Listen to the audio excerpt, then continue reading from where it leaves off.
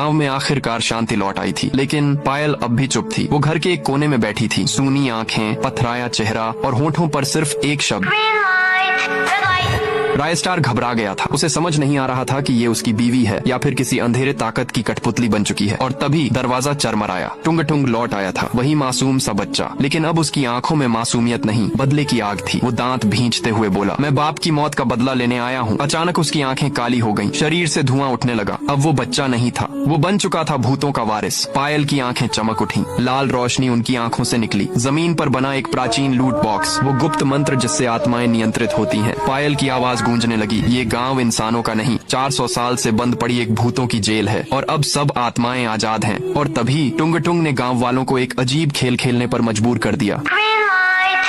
जो हिला वो मारा गया। गांव की गलियां चीखों और धुएं से भर गईं। अब पायल एक विशाल डॉल में बदल चुकी थी। उसकी आंखों से निकलती लाल लेजर किरणें जिसे छूती उसे भस्म कर देती। रायस्टार जान गया था, अब वक्त आ गया है अंतिम लड़ाई का। वो मंदिर की ओर भागा, जहां छुपा था लाल त्रिशूल, रेड लाइट मंत्र की आखिरी शक्ति। लेकिन टुंग टुंग की आत्मा पायल में समा गई। अब पायल नहीं रही, वो बन चुकी थी भूतों की रानी। उसकी हंसी से मंदिर कांपने लगा, मूर्तियां गिर पड़ी, दीवारें चटकने लगी। रायस्टार चिल्लाया, तू मेरी पायल नहीं रही, लेकिन मैं तुझे मुक्त करूंगा। और एक झटके में त्रिशूल उसकी छाती में घोंप दिया। आत्माएं चीखने लगी, गांव धू धू कर जमीन में समा गया। अब चारों ओर सन्नाटा था, सिर्फ एक इंसान बचा, रायस्टार। लेकिन अब उसकी आंखों में भी वही लाल चमक थी। तभी एक मासूम बच्चा दौड़ता हुआ आया और बोला, चाय मिलेगी? रायस्टार ने धीरे से मुस्कुराया और कहा, अब यहाँ सिर्फ लाल चाय मिलती है, भूतों वाली।